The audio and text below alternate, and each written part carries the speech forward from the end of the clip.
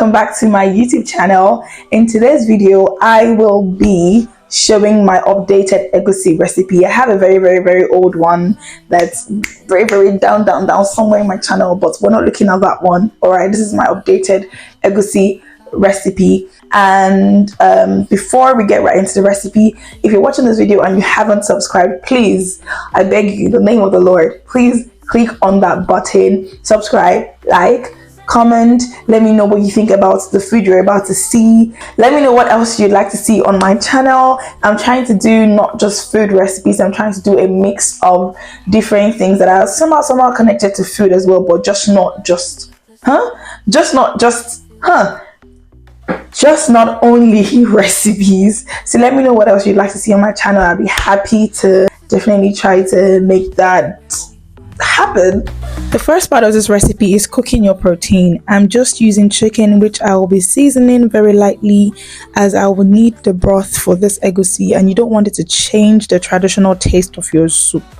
So I've just added Maggi, garlic, salt, ginger, all-purpose seasoning, and only a pinch of curry powder, very little. Mix this thoroughly and allow it to cook. I usually allow it to cook for about 10 minutes in its own juice before adding a lot of water. You don't need this much, but honestly I just didn't mind.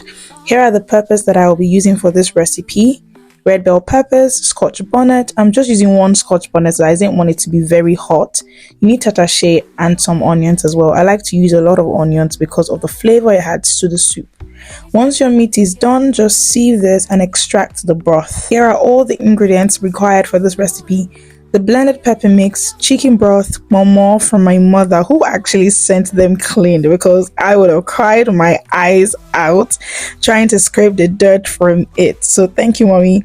We have the blended melon seeds as well, iru, and the shredded chicken, which I ended up grilling for about 10 minutes in the oven. I will be using ugu leaves. There are a variety of vegetables you can add to your egusi, so it's kind of up to you. I bought this one frozen as I couldn't get fresh ones. Lastly, we have the blended crayfish and some palm oil. This list will also be in the description box as well. So you want to fry your onions and iru for a few minutes using low heat until it releases all of that aroma and your neighbors will just know that something is happening in your kitchen. You can also add some powdered crayfish here and mix it a lot as well to prevent burning. You don't want to fry for too long if you add crayfish at this point. On the side here, I'm just using some of the crayfish mix to create an egusi paste. You don't want it to be too watery. You want like a very sort of semi-liquid paste. Adding your pepper mix, and I didn't actually use all of it.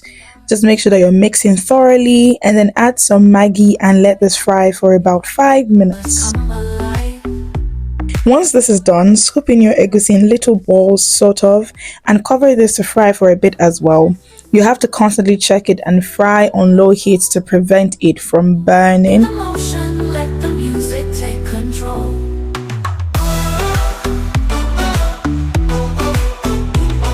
After about 10 minutes, I added some of the chicken broth. If you do not want your soup to have a very dark color at this point, you might want to take it easy with this broth and don't add too much. Or you can skip this as well. It's just something new that I've been trying, so you can skip this, but it adds to the flavor and the taste of your egusi, definitely. I also added a crayfish mix at this point. I mixed it thoroughly and allowed it to cook for another 10 minutes. After this 10 minutes, I added a pomo and the shredded chicken. You can use anything really. You can use fish, you can use snail. I really like turkey in my egusi, but I didn't have any today. You can add a bit more water at this point and a bit more seasoning if you feel like it is needed. And then leave this to cook for a good 15 minutes, but make sure that you're checking it at intervals to make sure that it's not burning and nothing is going wrong with it.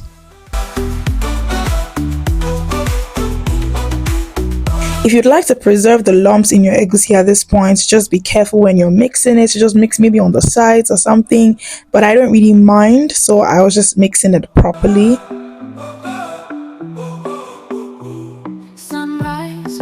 After about 15 minutes, you can add your preferred vegetable and allow this to simmer for a few minutes, and then your egusi is literally done.